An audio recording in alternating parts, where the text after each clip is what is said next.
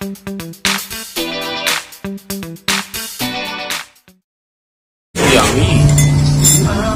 Lomi.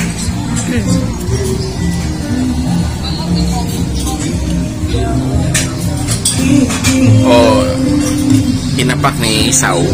Isaw. Si. Ah, sarap daw. Oh, di ba?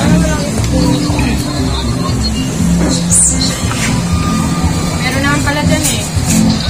Tapos yung zili. Ay, sarap.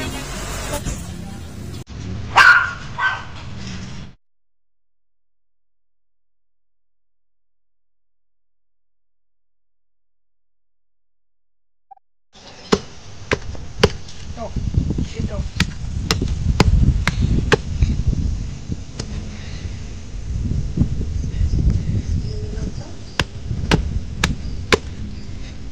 Ano yung sounds ko?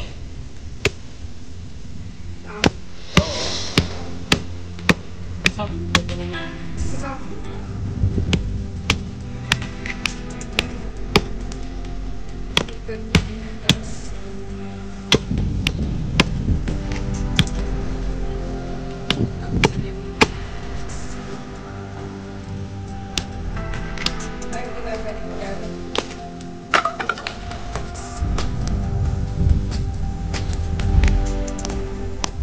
Bakit nilalagyan mo ng tungkol? Ito? Para sa Parang sa garden soil. tatapon mo lang yung garden strong. Para ba't nilalagyan ito? Nilalagyan mo ng good.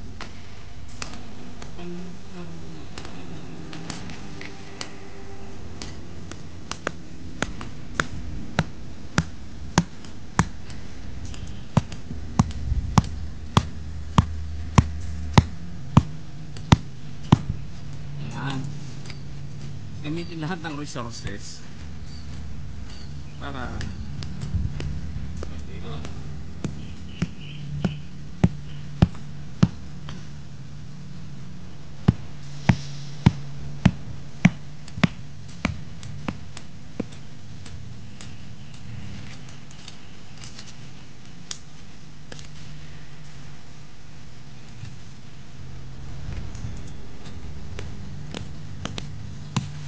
Ikan subuan kita.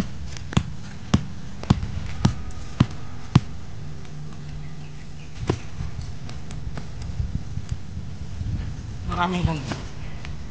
Pinakatak ng hanggang.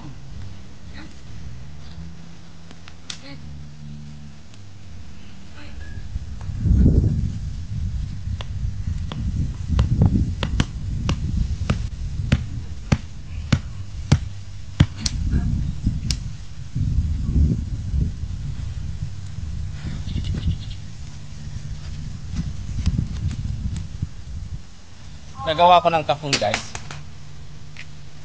Lagyan ko ng kahon. Para yung garden soil hindi siya.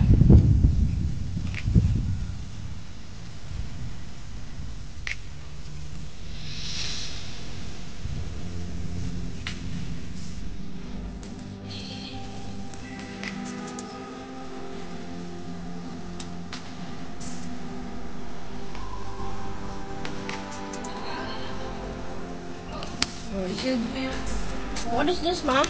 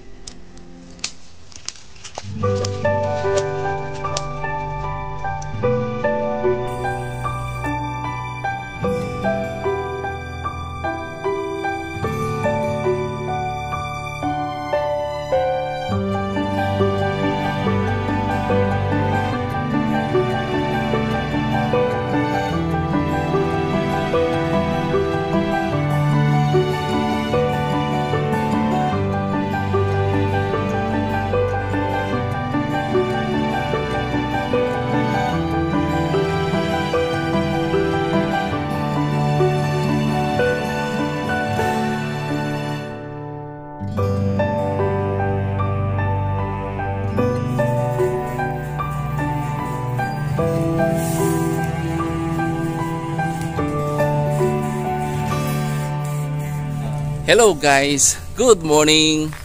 Si paring Rani ito nagpapagawa na siya ng yung matutuluyan na mga gagawa dito sa kanyang tahanan. Yan guys, no? At yan para mapanood ng kanyang misis sa sa abroad, OFW kasi yung kanyang misis. At si paring Rani naman ang gumagawa ng bahay dito sa siya yung kapitbahay namin guys. Napakabilis. Nagulat ako dahil isang araw lang nagawa na. Natayo na. Ang galing ng gumagawa. Ito yung gumagawa.